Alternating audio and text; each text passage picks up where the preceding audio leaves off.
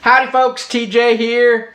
The aftermath of all of my recent solar panel, solar battery, generator videos that I've been making. And so this is a number of weeks later. My kitchen table, dining room table is a little mess. In fact, my wife has been kind of hinting, when am I going to get my table back? I like to do a lot of unboxings and stuff on this table. It just kind of works. But it is time to kind of clean it off, so I thought I'd kind of wrap up the last video that I kind of left off at. I was testing the Ecoflow and the Setpower, and I got a whole day of use, and I closed out that video, and I thought I'd let it keep running, see how long it can run. So if you remember, the test was strictly on this battery alone, not the second battery that connects to it. I just wanted to see if I'm going to go off for a weekend, if this battery can handle it. So this video that you're about to see, it's going to be fairly short. I just started doing little video clippets. After that 24 hours, I came back another 24 hours and then maybe another, who knows, watch the video to see how long this Setpower could run off of that battery. And since that time, I've left the kitchen table kind of a mess. I do need to clean it up. But to tell you the truth, I'm in Northern California. We're about to kind of have our first semi-big heat wave. Fire danger's a lot up here in the foothills of California. We're going to be almost 100 today, and tomorrow and Friday 105. So when the foothills of California hit 105, that means the down in the valley, Sacramento area, they're normally 5 to 10 degrees warmer. They may be hitting 110, 113, something like that. It's going to be a scorcher, which means possible power issues. So maybe I need to keep this on the table because I may need to use it soon.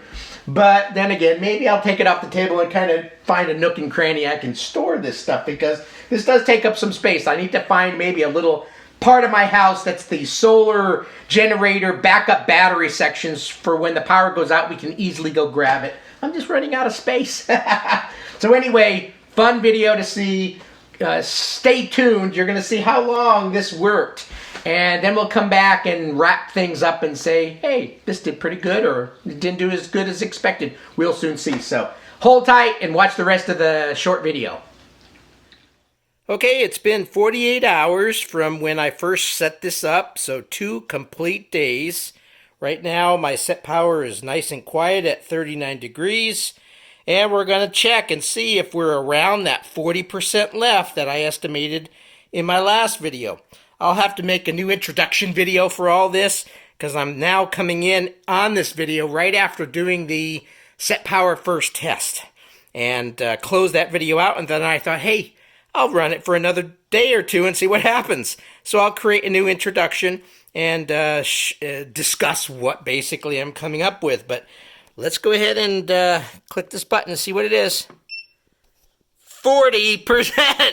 Exactly on target. So day 1, 30% used, so I had 70% left.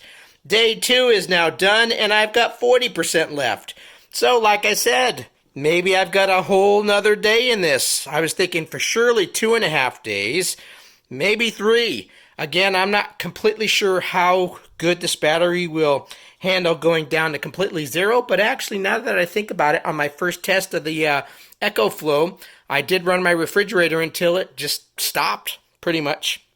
But the fan inside my Ecoflow was still running, so I know it saved enough juice to keep itself going, but it cut off power to my refrigerator. So let's go ahead and run it another day. So we'll let it run all Saturday, see if this conks out, and will it be down to 10% left, or will it be actually drained and no longer working? We shall see. So let's come back in a day from now. Okay, 3 days later, still running. Let's go ahead and see what percentage we have used. We were at 40 after day 2, and it's a little past 3 days now. 8% left. How awesome is that? 3 full days, 38 degrees still. Awesome. I'm going to call this done. I don't think I'm going to use this 8%, but needless to say, if I'm going through about 30 a day, I'd get a few more hours here, and that's it. So pretty awesome. This battery kept my Setpower running for over 3 days. Awesome. All right, so pretty dang impressive, right? 3 days, and I only stuck a 6-pack of water and an orange in here. Imagine if I kind of packed it a little better, it may have lasted even longer, because sometimes when you put stuff in a freezer, it has less to do, or refrigerator, it has less work to do, and it kind of keeps stuff colder for a little longer. A full 3 days, and there could have been a little bit more. I just kind of stopped at that point because the battery, I think, was down to 8%. So it was time to call the test a good one, and I was impressed. Now imagine if I connected that secondary battery up to it. Technically, I would get double the time. Basically about a full week, 6 full days, and probably, yeah, I would say probably about a week's time without any solar charging. That is phenomenal. So will this work as my battery backup solution for my home? I think it's going to do pretty well. Now I'm still on the fence. My big old-fashioned refrigerator, it takes up quite a bit more juice, and realistically, if the power goes out and it's going to be out for a full 3 days, I think I could probably jostle the solar panels and get everything positioned, and the use of my little propane generator to keep the big refrigerator going. But more than likely, I may just harness the use of this, and I might even buy a second one, a smaller one that we can take on smaller quick trips, and maybe for frozen goods, stick them in these rather than try to keep the refrigerator running, and then that way there's extra battery juice to do other stuff around the house. That might be a good temporary interim thing to do. Eventually we'll probably get a new refrigerator in a number of years when this one finally kicks the bucket, and maybe get a unit that uses less power. Then I don't have to worry about it. But till then, this has been fun. So if you need a backup battery that is fairly light, that will power a pretty dang good size, almost 50-quart freezer fridge for a good weekend jaunt, this setup could be for you. I'm impressed with it.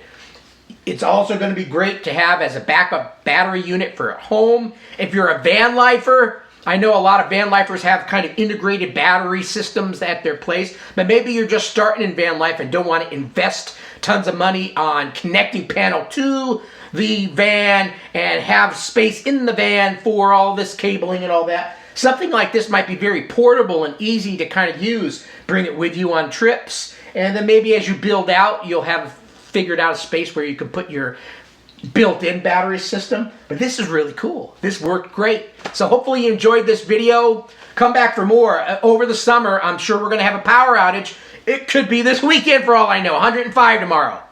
I'm going to be basting my cookies, and I don't want damn cookies. I want something to drink. So enjoy the rest of summer, folks. We're going to get in the thick of the heat here soon. Keep cool and hopefully enjoy your solar panel and your ice boxes. Get out there and have some good times. So peace. Thanks for watching. See ya.